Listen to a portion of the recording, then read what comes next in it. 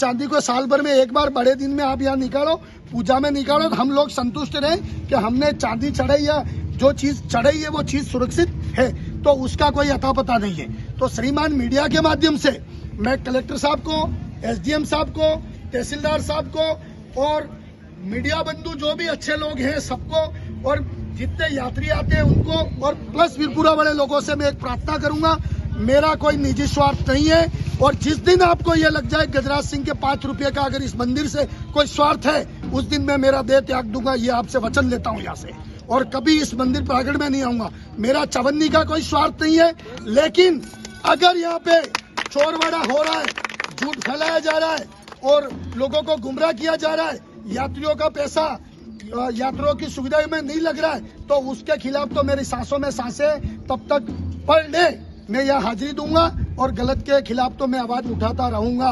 चाहे मेरे को यहाँ लोकल प्रशासन को भी कह रहा हूँ, अगर सहयोग नहीं मिला तो मैं आगे बढ़ता रहूंगा और कहीं न कहीं मैं ये प्रयास करूंगा कि वीरपुरा गांव का भला हो, मंदिर प्रांगण का भला हो, ब्राह्मण भाइयों का भला हो और बाकी कोई आदिवासी भाई साफ सफाई कर रहे हैं उनका भला हो। और मैं कह रहा हूँ आप सबको अपना अपना काम करना है। हमारा रोल तो ये रह रहा है कि हम छोरी को पकड़ेंगे और 5 वर्ष से 1,30,00,000 रुपए मैं श्रीमान से पूछना चाहूंगा कि गातोड़ दाता के कौन से बच्ची की शादी करवानी है जो आपने 1,30,00,000 रुपया दबा के रखा है?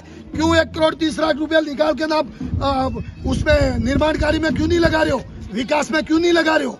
और कुछ पाटीदार बंधु सामने जो होटलों वाले घर वाले हैं, इन्होंने भी मेरे को कहा कि बाबू हम तो थक चुके हैं। इन लोगों के पीछे पाटीदार भाइयों ने भी कहा कि हम इनको कह के थक चुके हैं, लेकिन सुधार नहीं आया।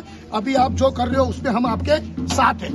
तो भगवान की किलोबंद चांदियां है, करोड़ों रुपया पड़ा हुआ है। इसके बाद में आपके पास में यहाँ दरी पट्टी बिछाने के लिए नहीं है, पीने का शुद्ध पानी नहीं है, लाइट की व्यवस्था नहीं है, रात्रि या अत्यंत सिक्योरिटी गार्ड नहीं है, आपके पास में सीसीटीवी कैमरे की व्यवस्था नहीं है।